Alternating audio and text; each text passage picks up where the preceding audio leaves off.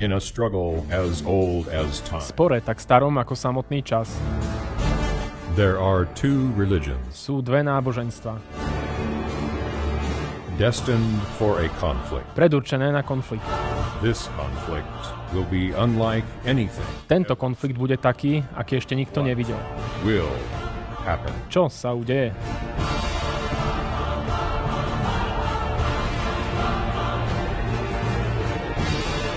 Discover the Bible prophecy. Odhaľte biblické proroctvo.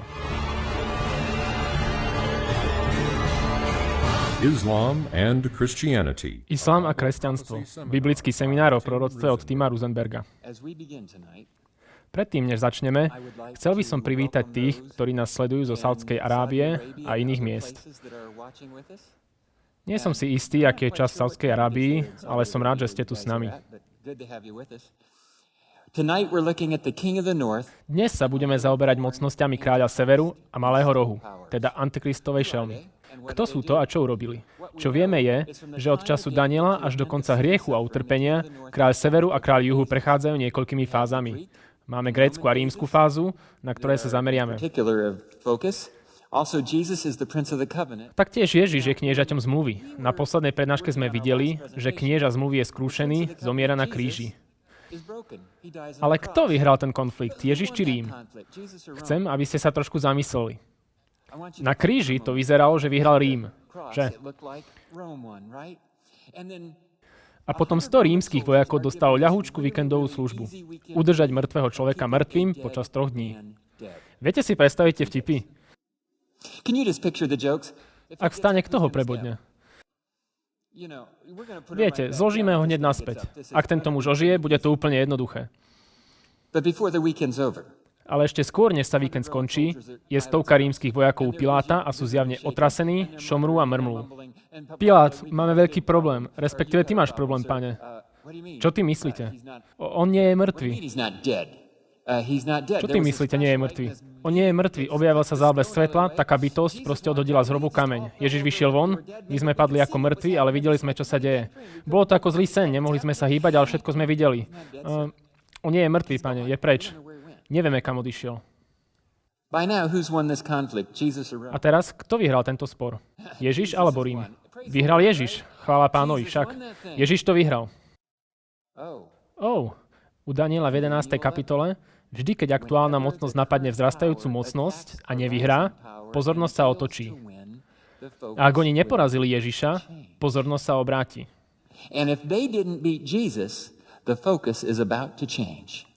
Chvála Pánovi, že ho neporazili. Tak sa na to pozrime. Dnes večer sa pozrieme na to, ktorá mocnosť nasledovala za Rímom. Historicky sa rímska mocnosť rozdielila tak ako Grécko na sever a juh.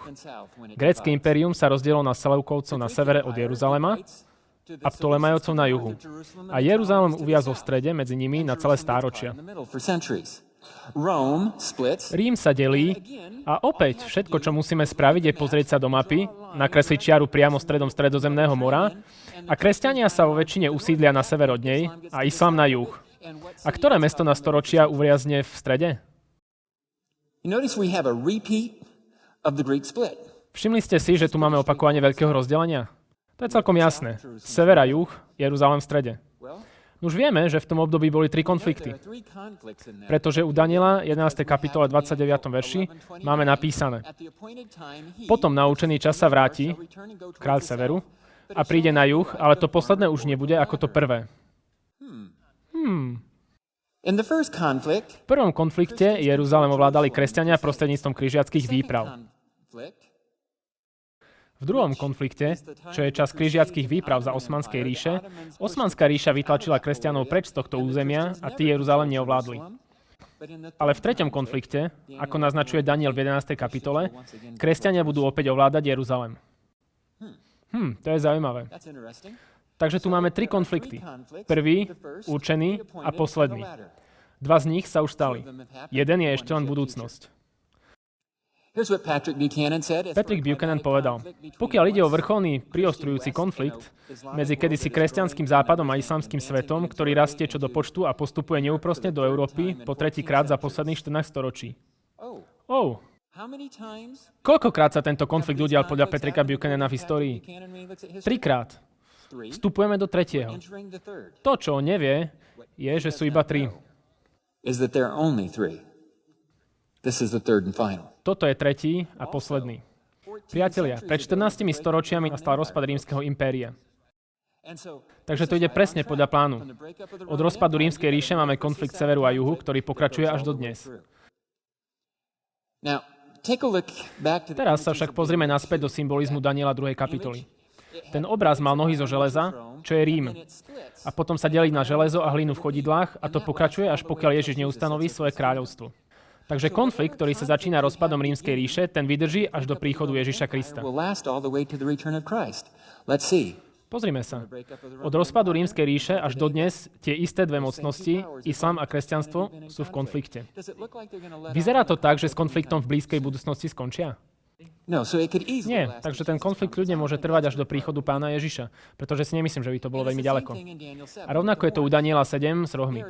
Tam je malý roh, ktorý vzíde z rozpadu rímskej ríše a trvá až do návratu Krista a je porazený jeho návratom.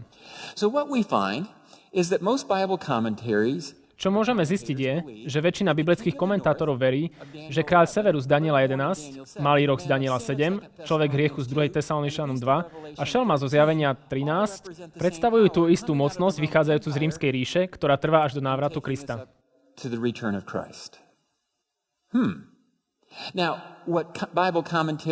To, na čom sa biblickí komentátori nezhodujú, je, kto je tou mocnosťou. V tom je veľa nezhôd. Ale to, že je to jedna a tá istá mocnosť, je celkom jasné. Väčšina ľudí sa na tom zhodne. Ale pozrieme sa na to a na niekoľko indikátorov, ktoré nám naznačia, kto by to mohol byť. Pretože chceme vedieť, kto je kráľ severu od rozpadu rímskej ríše. Na to sa dnes večer pozrieme. Nuž u Daniela 11 vo verši 22 sa píše o Izraeli. A budú skrušení, áno, i knieža zmluvy. Takže tu máme smrť Ježiša a vo verši 23 čítame, lebo toho času, ako sa spolčia s ním, teda s kráľom severu, bude konať falošne. Nuž to nie je Ježiš však. Ježiš nekoná falošne. Ale máme tu spolčenie sa a falošné konanie. Potom príde k svojmu koncu a nebude mať spomocníka. To čítame vo verši 45. A v tom čase bude vyslobodený tvoj ľud, každý, kto bude nájdený zapísaný v knihe. To je v čase príchodu Ježiša Krista, keď je Boží ľud vyslobodený. Takže od rozpadu rímskej ríše až do príchodu Ježiša Krista je tento kráľ severu zapletený v konflikte a Boží ľud je drvený týmto kráľom severu.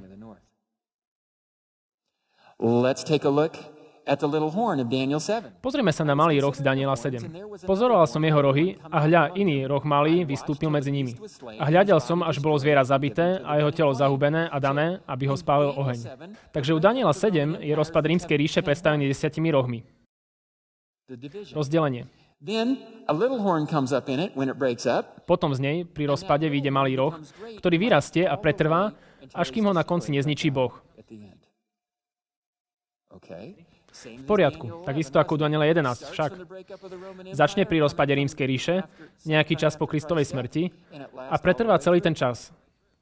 Máme tu porovnanie, ktoré nám ukazuje zhodu. O malom rohu sa taktiež hovorí vo veršoch 26 až 27. A odnímu jeho pánstvo, aby ho vyplienili a zahubili až do konca. A kráľovstvo, pánstvo a veličenstvo kráľovstie pod všetkými nebesami bude dané ľudu svätých najvyššieho. Takže keď sa malému rohu vezme jeho kráľovstvo, je dané Božiemu ľudu, čo znamená, že je to Božie kráľovstvo. To je po príchode Ježiša. Dobre. Teraz poďme k človeku hriechu z 2. Tesaloničanom 2. kapitoly. Lebo tajomstvo bezzákonnosti už pôsobí. Toto píše Pavol v 1. storočí a hovorí, že tajomstvo bezzákonnosti sa už vyvíja. Len až by ten, kto teraz držuje, bol odstránený zo stredu. A potom bude zjavený ten bezzákonný bezbožník, ktorého Pán Ježiš zabije duchom svojich úst a skazí zjavením svojho príchodu.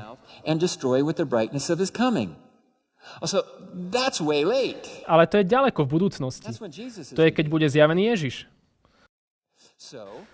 Takže tajomstvo bezzákonnosti začína v 1. storočí, ale je držané v šachu. Čo ho drží v šachu? Rím ho drží v šachu, pretože rímska ríša sa ešte nerozdelila. Ale až sa rozpadne, už viac nebude nikoho, kto by ho držal v šachu. Prejaví sa a pretrvá, až kým ho nezničí Ježiš pri svojom zjavení, keď príde. V poriadku, takže toto je rovnaké pri mocnostiach z Daniela 11, Daniela 7 a 2. Tesaloničanom 2. A potom v Zjavení 13 do toho zapadá mocnosť šelmy. A videl som vystupovať z mora šelmu, ktorá mala 7 hlav a 10 rohov.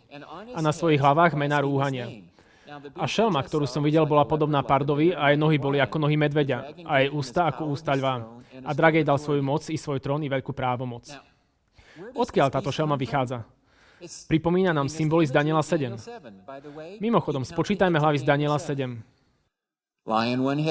Lev, 1 hlava. Medveď, 1 hlava. Leopard mal 4.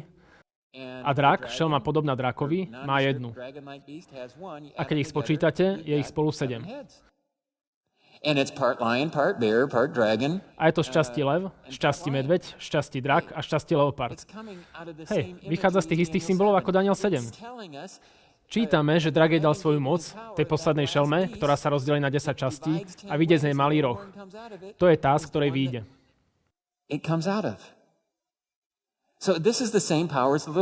Takže toto je tá istá mocnosť ako malý roh. Ako dlho táto mocnosť pretrvá? V Zjavení 19, verše 19 a 20. A videl som šelmu a kráľov zeme a ich vojska zhromaždené bojovať s tým, ktorý to sedel na tom koni aj s jeho vojskom. A lapená bola šelma a s ňou falošný prorok, ktorý robil pred ňou divy, ktorými zviedol do budu tých, ktorí prijali znamenie šelmy a tých, ktorí sa kráňali jej obrazu. Tí dvaja boli hodení živí do ohnivého jazera, horiaceho sírov. Malý roh bol zničený v ohni, že? Rovnako aj šelma. Opäť, keď vidí Ježiša. A Ježiš prichádza. Takže všetky tieto mocnosti, malý roh, kráľ severu, človek hriechu a šelma, začínajú pri rozpade Ríma a končia príchodom Ježiša Krista. Musí to byť teda jedna a tá istá. Neexistuje tak veľa entít, ktoré by trvali tak dlho. Zaokrúhlenie takmer 2000 rokov. Takže to musí byť niečo viac než len osoba. Musí to byť mocnosť alebo systém. Takže budeme hľadať ďalej, kto by to mohol byť. Kto je táto mocnosť? Luther, Calvin, Wycliffe, Wesleyovci, tí všetci učili jedno a to isté. Táto mocnosť, o ktorej je reč, hovorili, že malý roh, šelma, že všetky tieto mocnosti reprezentujú rímskokatolícky pápežský systém. Nie rímskokatolícky ľud, ktorý Boh nazýva svojim ľudom, Zjavenie 18.4. Chcem, aby ste mi v tomto úplne jasne rozumeli. Je to systém, ktorý po stáročia niesol vinu za mnohé porušenia ľudských práv. A učil niektoré veci, ktoré nezodpovedali písmu. Ale v tomto systéme sú aj dobrí kresťania. Niektorí protestanti sa kvôli tomu na mňa nahnevali. Ale sú tam. Verím, že pravdepodobne v nebi bude viac rímokatolíkov, než ľudí z akejkoľvek inej denominácie. Prečo? Nuž, ako dlho existuje väčšina protestantských denominácií?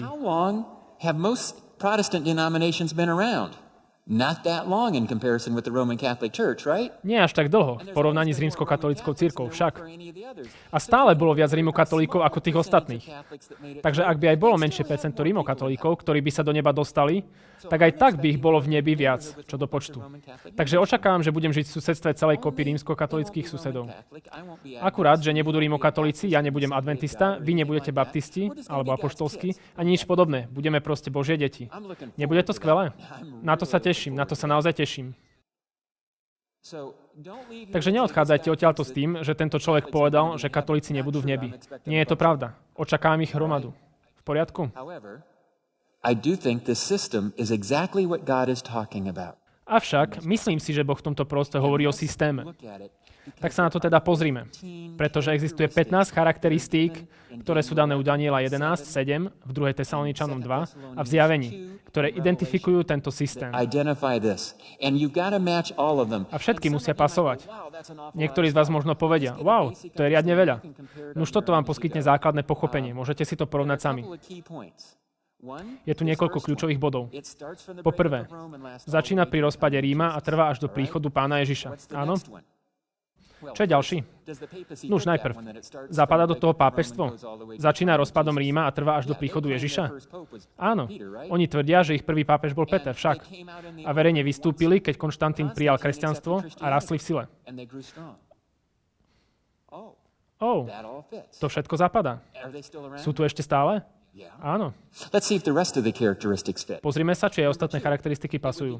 Po druhé, stane sa falošným, lebo od toho času, ako sa spolčia s ním, bude robiť falošne. A čo je zaujímavé, naozaj tak robia. Pretože keď Konštantín opúšťa Rím a stavia nové hlavné mesto Konštantínopol na východe, necháva Rím v podstate vo vedení pápežstva. A čo oni mali, aby dokázali, že sú teraz naozaj pri moci, že majú autoritu vládnuť z Ríma? Dokument nazvaný Konštantínova donácia.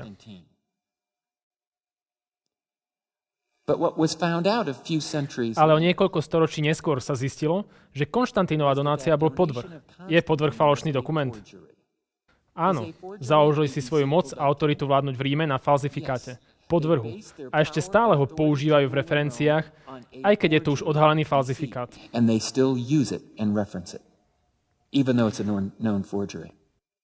Čiže je to zaujímavé. Teraz sa pozrime, čo sa o falošnosti hovorí v 2. Tesaloničanom.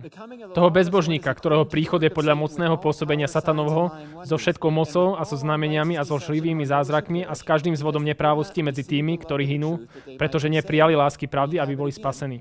Tuto máte znova a znova je to lstivá mocnosť. Tretia charakteristika.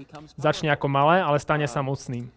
To je presne to, čo nájdeme u Daniela 11.23, kde sa píše: A príde hore a zmocní sa kráľovstva s malým počtom ľudu. Začalo kresťanstvo s obrovskou armádou po Ježišovom zmrtvých staní? Nie. V skutočnosti to bola relatívne mierumilovná skupinka 12 učeníkov, ktorá rýchlo rástla, o niekoľko týždňov ich bolo viac než 3000. Ale ozbrojili ich a poslali ich dobiť rímsku ríšu? Nuž, v istom zmysle áno. Ozbrojili ich Božím slovom.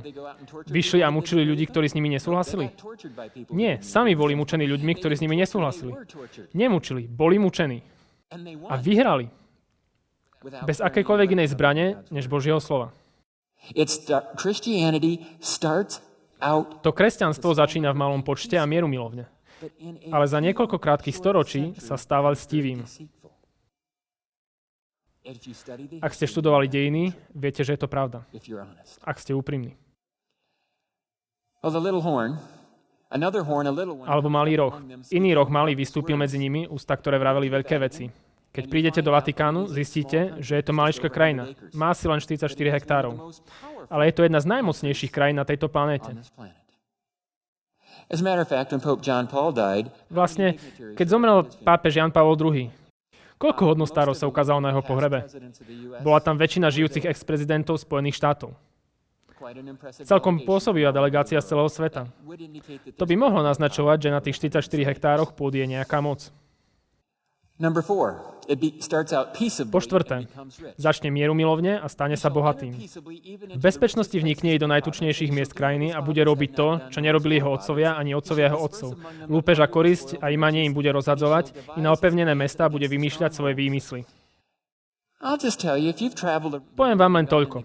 Ak ste cestovali po svete a navštívili katedrály, najmä v krajinách tretieho sveta alebo v Vatikáne, sú to relatívne bohato zdobené budovy. Stalo sa pápežské kresťanstvo bohatým? Áno. Väčšina zvyšku kresťanstva nie je tak bohatá. Ale pápežské kresťanstvo áno.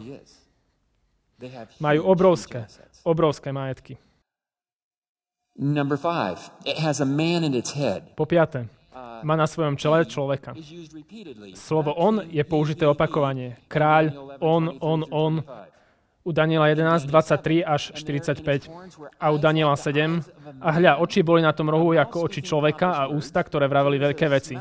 Takže sú tam tie ústa, hovorca, vodca, ktorý za nich hovorí. A v Zjavení 13 čítame: A budú sa jej kláňať všetci, ktorí bývajú na zemi, ktorých mená nie sú napísané v knihe života baránka zabitého od založenia sveta. Takže je jej, budú sa jej kláňať. V angličtine je tam jemu. A človek hriechu z 2. Tesaloničanom, tam sa hovorí doslova o človeku. Zapadá to do seba? Je vo vedení človek? Dnes je to pápež Benedikt.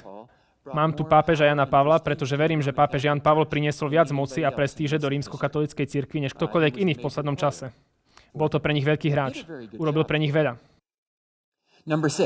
Po šieste, vedie útoky proti juhu a zobudí svoju silu a svoje srdce proti kráľovi juhu s veľkým vojskom. Zistujeme, že podniká tento útok a vo verši 29 opäť útočí proti juhu.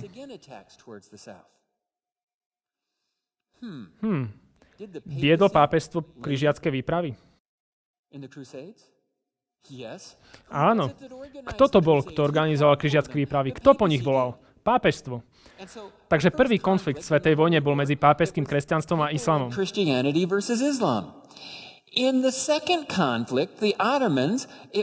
V druhom konflikte, osmanskom, opäť pápežstvo viedlo kresťanstvo proti islamu. A priatelia, ak sa dostaneme k tretiemu konfliktu, ako je naznačené v proroctve, že sú 3, ak by mal svet hľadať kresťanského vodcu v dnešnom svete, ktorý by viedol kresťanstvo, kto by to bol? Najpravdepodobnejšie? Opäť, pápežstvo. Celý svet sleduje každý významný krok pápeža, pretože ho nasleduje viac kresťanov ako kohokoľvek iného. Média ho stále berú ako vodcu kresťanstva. Všetci politickí vodcovia sa na neho pozerajú ako na vodcu kresťanstva. A keďže bol vodcom v prvých 2 konfliktoch, prečo by nebol vodcom aj v tom 3? Viete, priatelia, ak sledujete dejiny, tak nie je veľmi ťažké odvodiť si tieto závery. Malo by vám to byť do tváre každý večer, keď sledujete noviny. Toto je, kam smerujeme. Do 3. a posledného konfliktu. Po 7. bola predpovedaná doba nadvlády pápežstva. U Daniela 11 je napísané, že bude mať moc iba na čas. Nepíše sa na aký čas, ale bol to nejaký čas, počas ktorého mal mať moc. Avšak u Daniela 7 sa tu už píše a hovorí, že to bude na čas, časy a pol času. To je 3,5 roka. V poriadku? V Zjavení čítame: ale žene sa dali 2 krídla toho veľkého orla, aby odletela na púšť, na svoje miesto, kde ju budú živiť čas a časy a pol času. Odkiaľ si myslíte, sa v Zjavení objavili tieto termíny? Z Daniela, znova to isté. Ale tu sa používajú 2 nové spôsoby, ako povedať to isté. Všimnite si tento. A žena utiekla na púšť, kde má miesto pripravené od Boha, aby ju tam živili 1260 dní. Mimochodom, aká je to doba? 3,5 roka. Ešte jeden spôsob vyjadrenia toho istého a bola jej, šelme, daná moc, aby trvala 42 mesiacov. To je ako dlho? 3,5 roka. Dosť konkrétne nám je týmto povedané, ako dlho má toto trvať. Tých 3,5 roka sú symbolickou dobou. Not literal. How do I know that? Nie doslovnou. Ako to viem? 3,5 roka nie je 1260 dní. 42 krát 30 je 1260. Ale máme 12 30-dňových mesiacov? Nie. Takže toto je symbolická doba. Pamätajte na to. Niečo sa tu deje. U Ezechiela 4.6 Boh povedal: každý deň ti dávam za rok. V biblickom proroctve deň často predstavuje rok. V krátkej verzii Biblie od Reader's Digest pred nejakým časom, mimochodom neodporúčam ju ako autoritu, namiesto 1260 dní tam napísali 1260 rokov a namiesto času, časov a polčasu napísali 1260 rokov.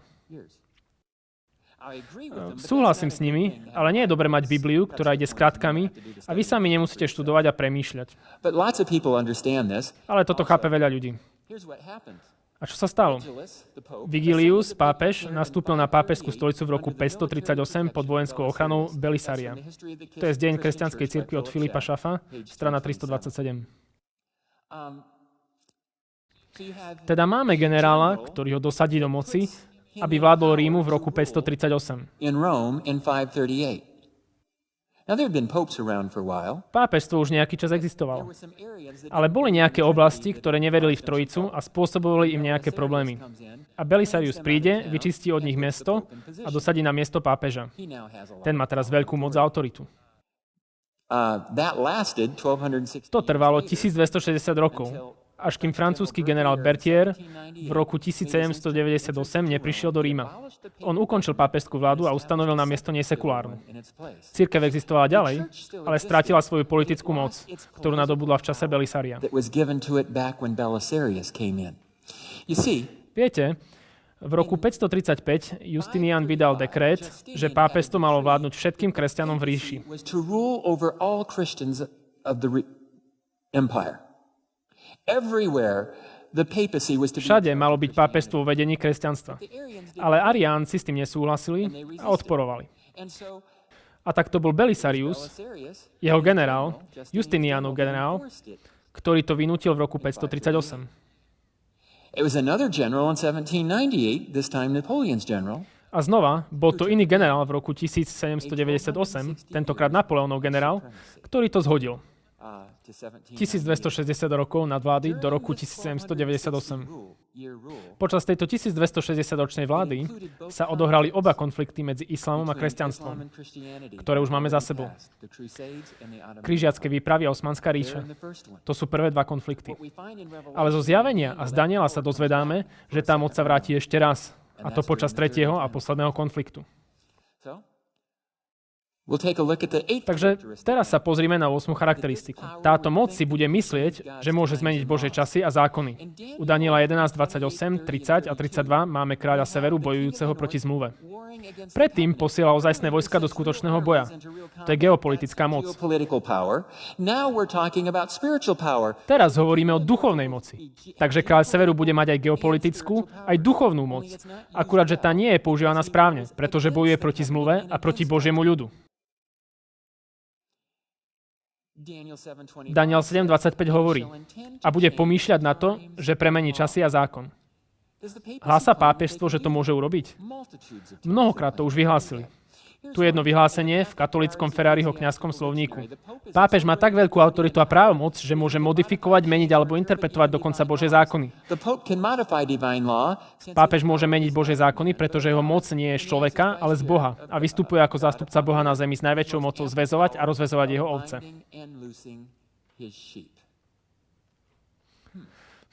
Oni tvrdia, že on to môže zmeniť. Nuž, ja si myslím, že nikto nemá právo zmeniť Božie slovo. Radšej by som, dúfam a verím, že by som radšej zomrel, než prijal možnosť zmeny Božieho slova. Aby Božie slovo bolo tým, čím je. Je to autorita, ktorú máme nasledovať. Bolo to potvrdené dejinami a proroctvami.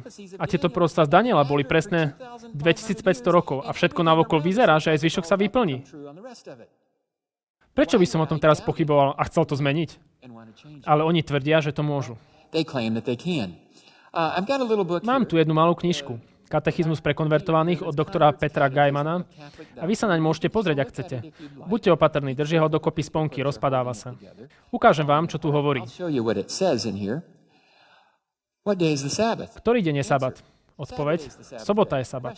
Otázka. Prečo dodržiavame nedeľu namiesto soboty? Dodržiavame nedeľu namiesto soboty, pretože katolícka cirkev presunula svätosť zo soboty na nedeľu. Tu otvorene tvrdia, že zmenili Boží zákon, jeho zmluvu. Neverím, že na to mali právomoc. Preto som kresťan dodržujúci sobotu, 7. deň. Neviem, čo s tým spravíte vy. Ja som ich však nasledovať nechcel. Radšej nasledujem Božie slovo. Po 9. Bude vraveť veľké veci a rúhať sa.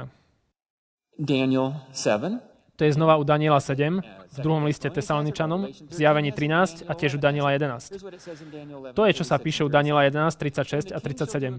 A rečený kráľ bude robiť podľa svojej vôle a bude sa povyšovať a zvelebovať nad každého boha i proti silnému bohu bohov bude hovoriť podivné veci.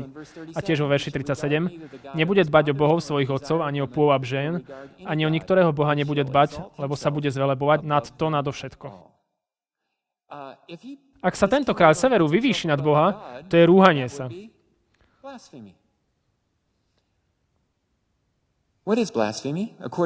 Čo je rúhanie sa? Podľa Jana 10 a Marka 2. Podľa Jana 10 to je vtedy, keď sa človek označí za Boha. Keby som sa ja označil za Boha, mali by ste odtiaľto čím skôr odísť. Nemali by ste počúvať už nič, čo poviem. Iba keď sa Ježiš označil za Boha, tak to nebolo klamstvo ani rúhanie sa, pretože on je Boh. On bol, je a vždy bude. Keď Ježiš vyhlásil, že môže odpúšťať hriechy, bola to pravda. On mohol, pretože je Boh. Ak by som ja tvrdil, že vám môžem odpúšťať hriechy, ja nie som Boh. Ja to nemôžem. I'm not God. I can't do that. Ja by som vám možno mohol odpustiť, čo ste spravili mne, ale jedine Boh môže vyčistiť váš záznam.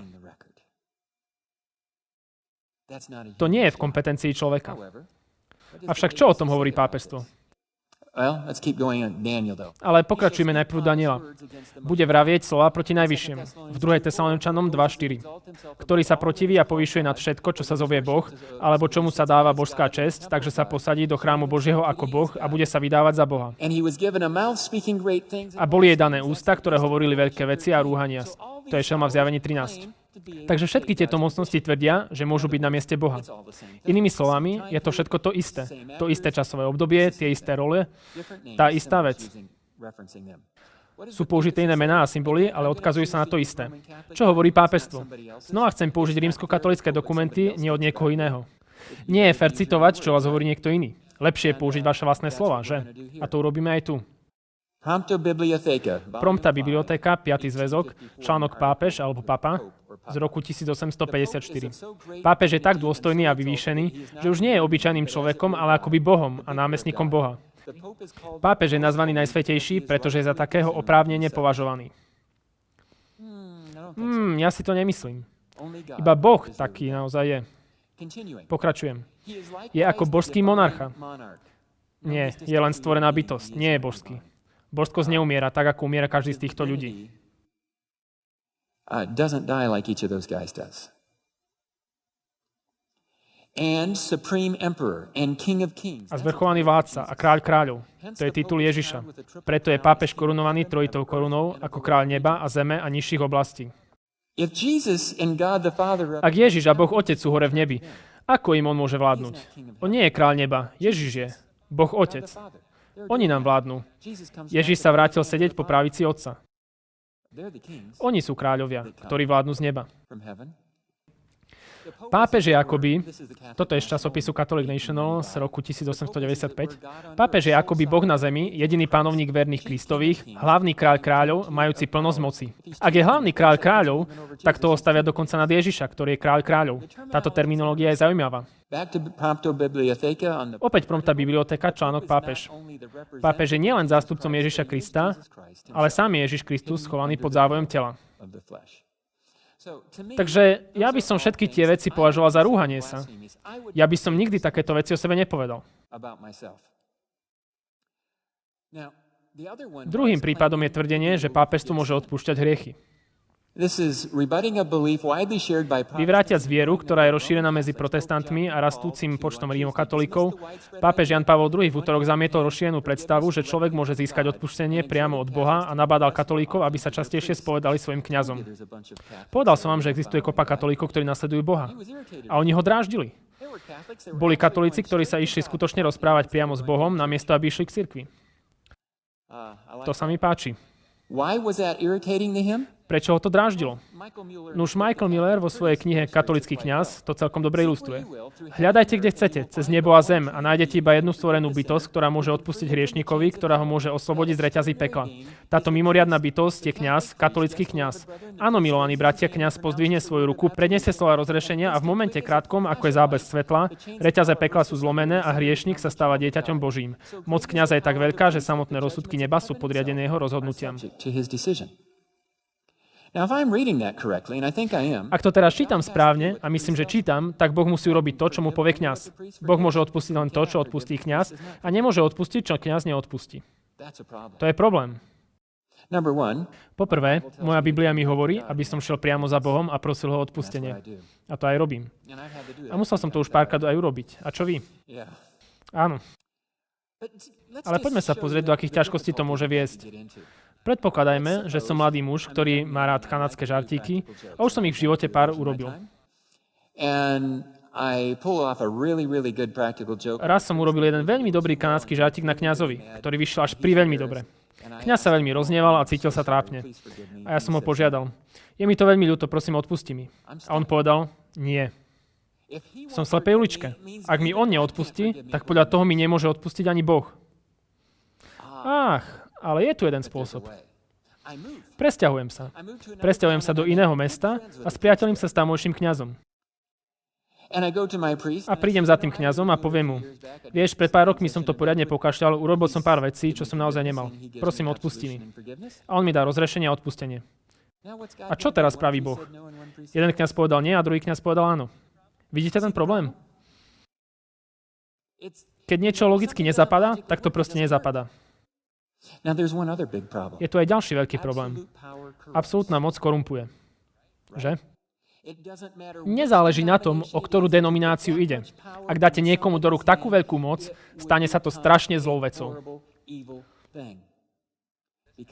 Pretože sa stane toto. Dotyčný môže povedať, neodpustím ti a bude stratený. To je niečo, čo museli riešiť znova a znova a znova. A stalo by sa to každému. Vám, mne, každému by to hrozilo, ak by sme dostali takúto moc, pretože moc korumpuje.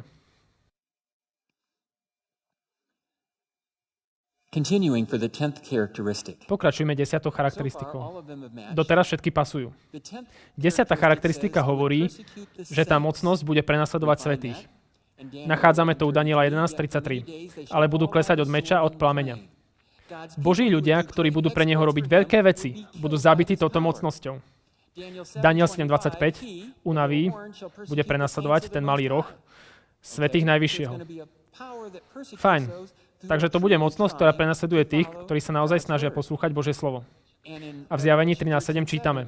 A dalo sa jej, aby bojovala so svätými a premohla ich.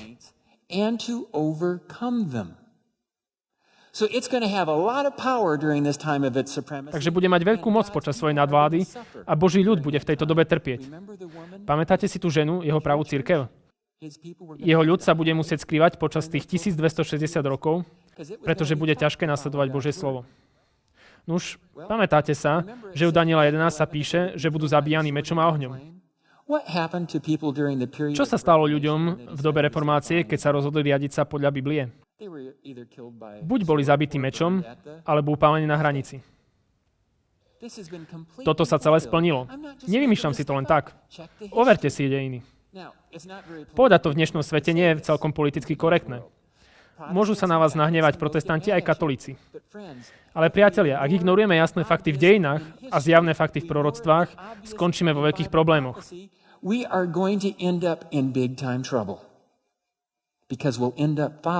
Pretože budeme nasledovať podvod a nie pravdu. Je to ako slon v miestnosti, o ktorom nikto nechce hovoriť. Aj tak tam je. Prečo pred pár storočiami všetci tí ľudia prišli do nového sveta? Aby unikli náboženskému prenasledovaniu v starom svete, Európe, a získali náboženskú slobodu v novom svete. A ja som naozaj rád, že som súčasťou nového sveta, kvôli náboženskej slobode, ktorú tu máme.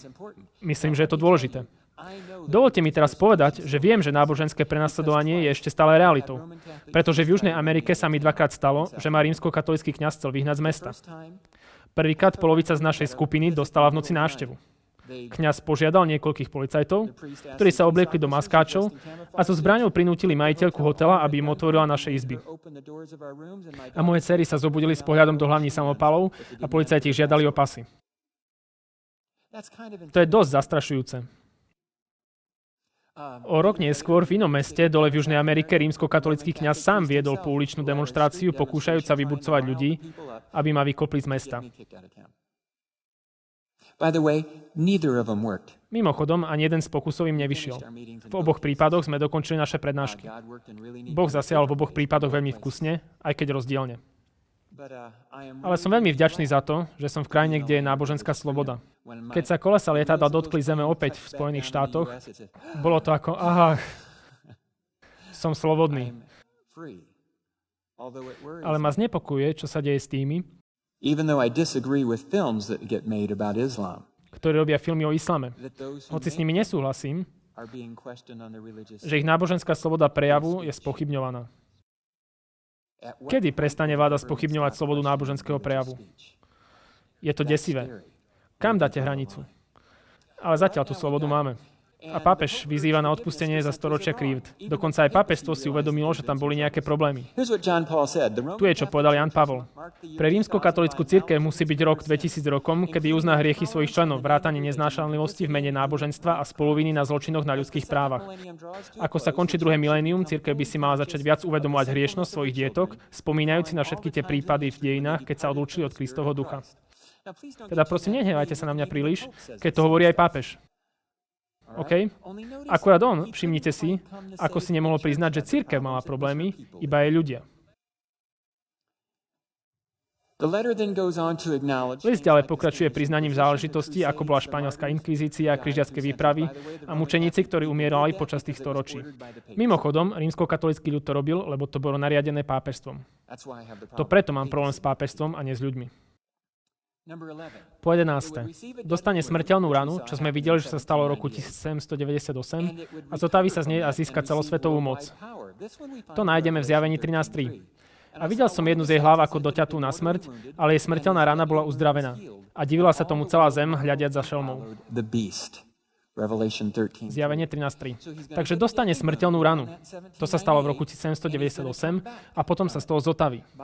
Mimochodom, môžete sledovať dejiny a od roku 1798 až do začiatku 20. storočia pápež, teda pápežstvo, držalo pápeža v podstate zavretého vo Vatikáne ako na protest, že nemali politickú moc. Neopustili Vatikán. To sa zmenilo v roku 1929, keď Mussolini podpísal s pápežstvom konkordát. A všimnite si, čo sa písalo v San Francisco Chronicle zo všetkých miest práve v týchto novinách.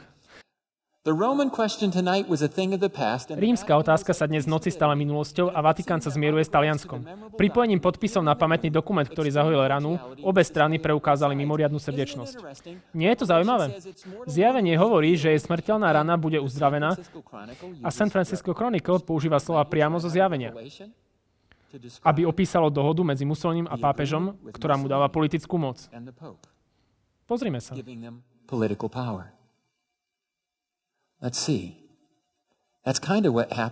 Je to podobné ako to, čo sa udialo medzi Konštantínom a pápežom, že?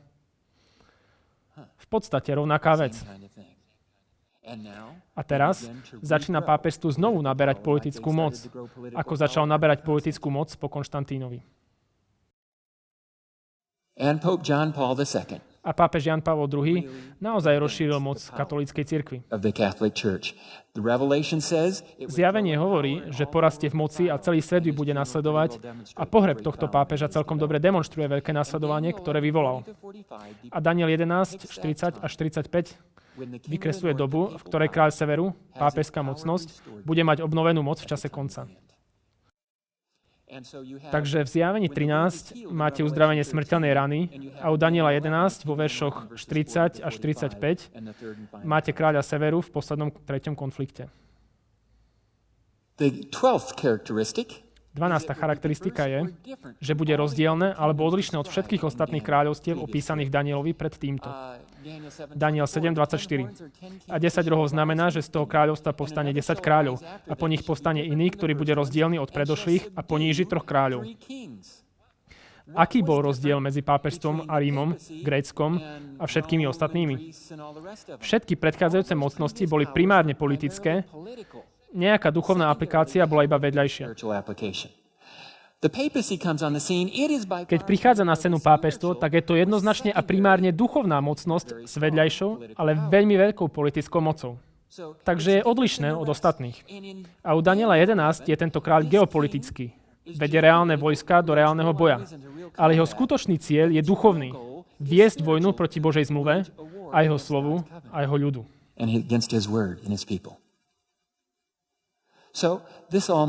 Takže aj toto pasuje. Pápežstvo je rozdielne alebo odlišné. Vyvráti 3 rohy. A hľa, iný roh malý vystúpil medzi nimi a 3 z prvých rohov boli vyvrátené pred ním od koreňa. A Daniel 7.24 a poníži 3 kráľov. Nuž, keď sa pozriete na rímsku ríšu, na jej kresťanskú časť, na časť, ktorá skončí pod pápežským vplyvom, uvidíte, že tá sa rozdelí na 10 kmeňov. Volali ich barbarské kmene. They became Christian, but Tá časť sa stala kresťanskou, ale tie kmene neboli súčasťou civilizovaného Ríma. Takže dostali sa k moci. A bolo ich 10. Môžete ich vidieť vymenované na plátne.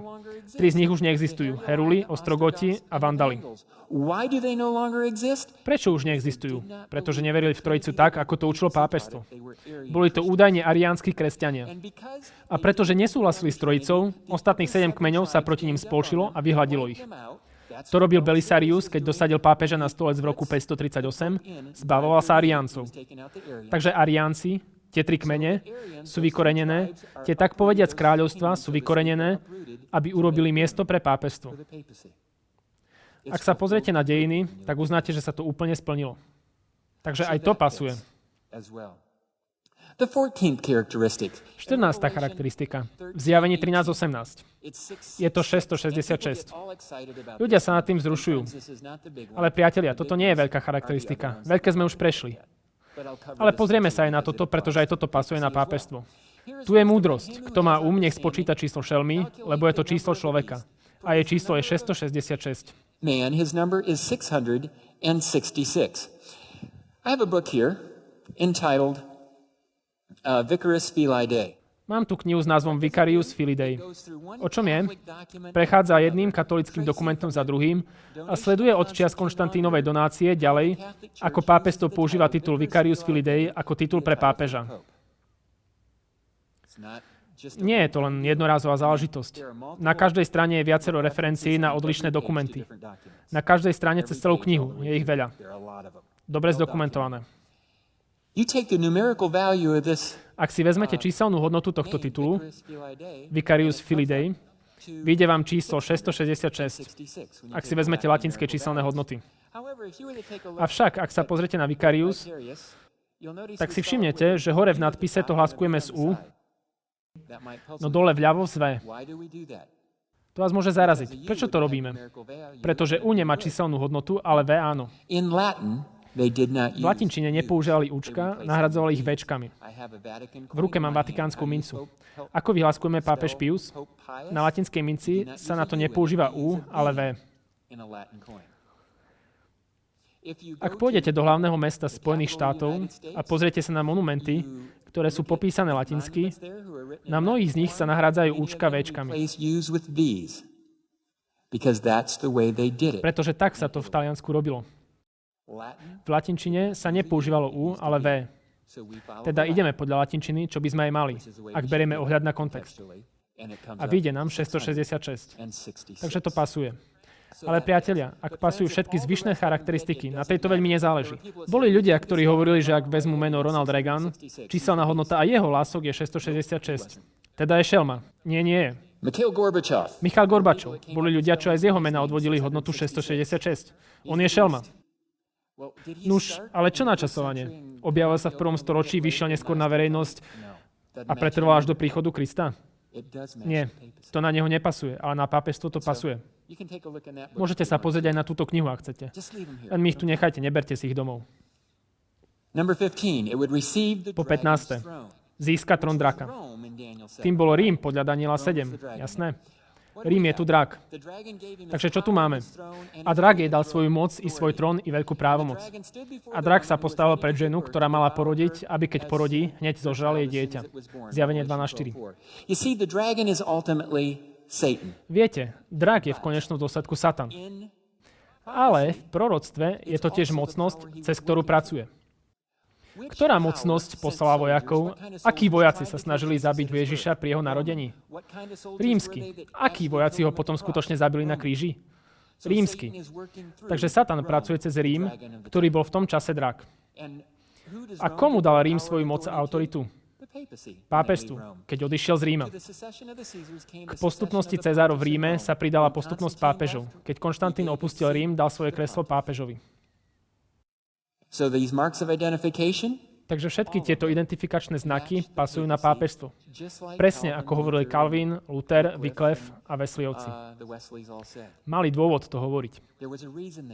Znova však upozorňujem, je to systém, nie ľudia.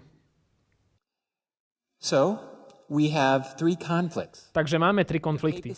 V prvých 2 viedlo pápežstvo kresťanstvo proti islamu. Boli to križiacké výpravy a v čase reformácie boje proti osmanským Turkom. A v čase konca očakávam, že pápežstvo bude viesť boj ešte raz, až príde svätá vojna. A terminológia svätej vojny je v dnešnom svete stále výraznejšia a výraznejšia. Ešte tam nie sme, ale už je to blízko. Pápežstvu sa to nepáčilo a počas protireformácie začalo ľudí učiť niečo iné. Na konci 16. a začiatku 17.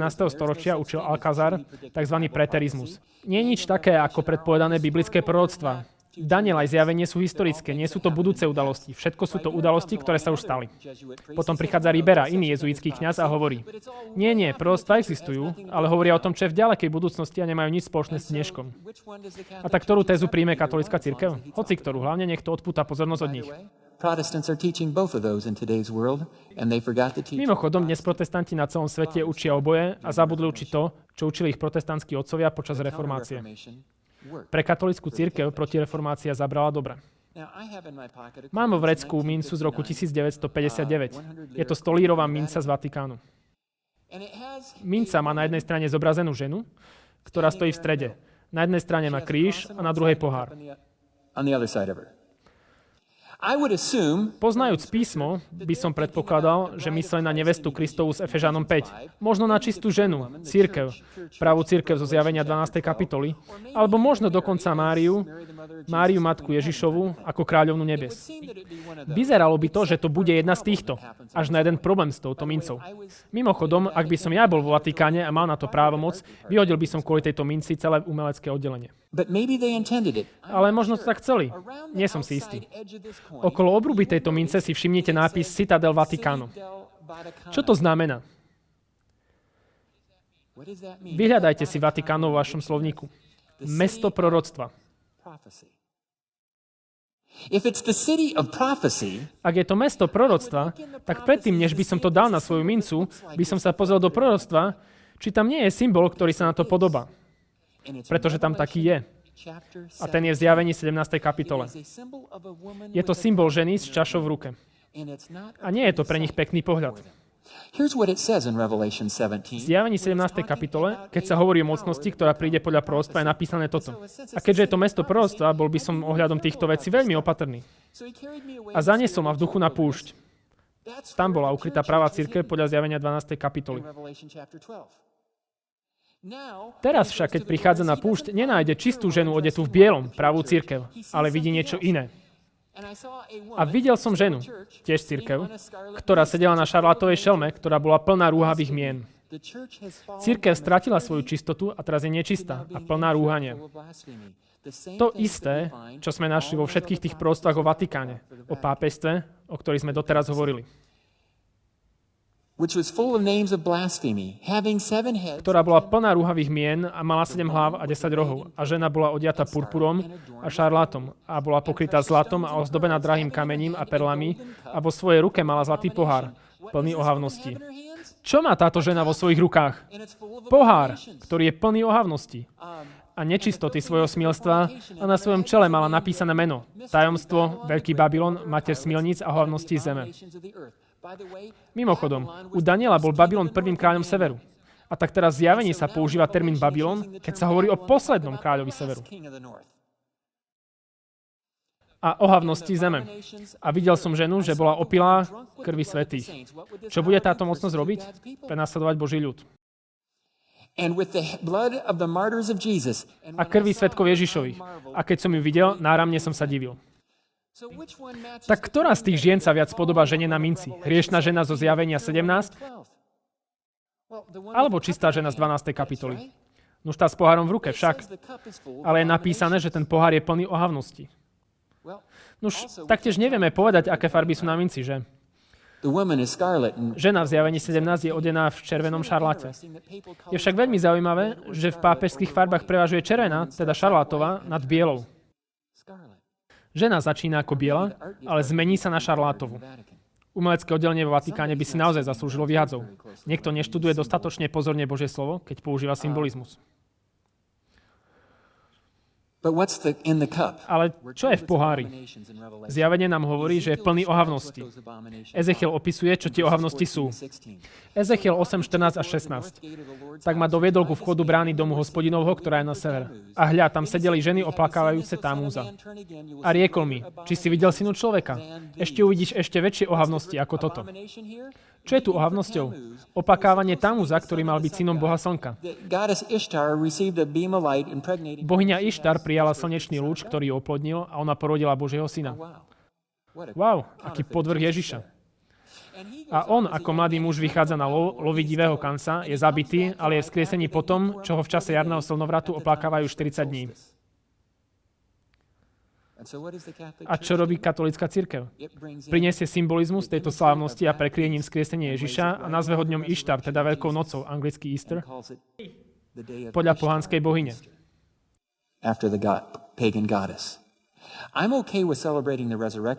Priatelia, nemám problém so slavou vzkriesenia, ale nepáči sa mi to volať dňom Ištar.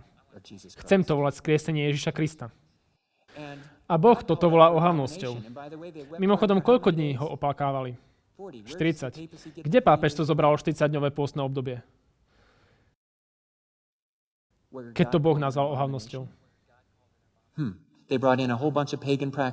Priniesli do kresťanstva množstvo pohanských praktík. Ale Božie slovo hovorí, že sú ešte väčšie ohavnosti. Vtedy ma doviedol do vnútorného dvoru domu Hospodinovho. A hľa, pri vchode do chrámu Hospodinovho medzi dvoranou a medzi oltárom bolo okolo 25 mužov, ktorých chrbty boli obrátené ku chrámu Hospodinovmu a ich tváre na východ a kláňali sa na východ slncu. Čo je v ruke tejto ženy? Pohár so slnkom, ktoré z neho vychádza. Kláňanie sa k slnku bolo ohavnosťou. A priatelia, ktorým smerom sú otočení ľudia na väčšine veľkonočných omší? K vychádzajúcemu slnku. Ak vedete pobožnosť na oslavu vzkriesenia, mám pre vás návrh. Len to otočte a bude to zodpovedať Božiemu slovu. Namiesto kláňania sa smerom k vychádzajúcemu slnku, otočte k slnku chrbty. Presne ako v Božom chráme, museli ste sa otočiť chrbtom na východ, aby ste mohli vojsť do chrámu a kláňať sa Bohu. Tentokrát by ste mali hrobku na západ, teda na východ. Nie, na západ. A keď slnko za nimi vychádza, zasvieti do prázdnej hrobky. A tak je to všetko o Ježišovi v prázdnej hrobke a nie o vychádzajúcom slnku, ktoré Boh nazval ohavnosťou. My máme oslavovať Božie vzkriesenie Božím spôsobom a nie pohanským. Tak si to myslím ja. Boh to nazval ohavnosťou. A zodpovedá to tomu, ako to robí pápežstvo. Bude viesť a viedlo v križiackých výpravách aj proti Osmanom a bude viesť boj ešte raz, na konci času. Naša ďalšia prednáška je úloha Spojených štátov v prichádzajúcom konflikte. Pomodlíme sa. Pane, ďakujeme Ti za Tvoje slovo, za Tvoje isté slovo proroctva. Pane, pomôž nám ho milujúco a starostlivo nasledovať. V Ježišovom mene. Amen.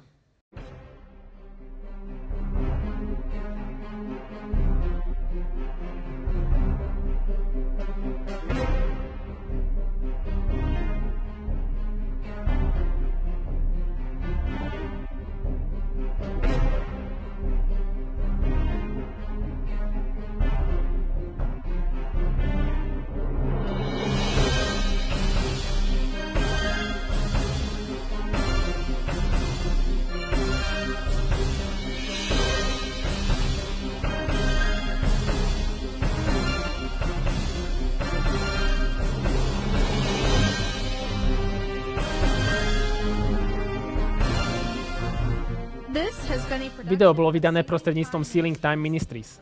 Ďalšie takéto programy a iné vzrušujúce komentáre a prednášajúcich nájdete na stránke www.sealingtime.com.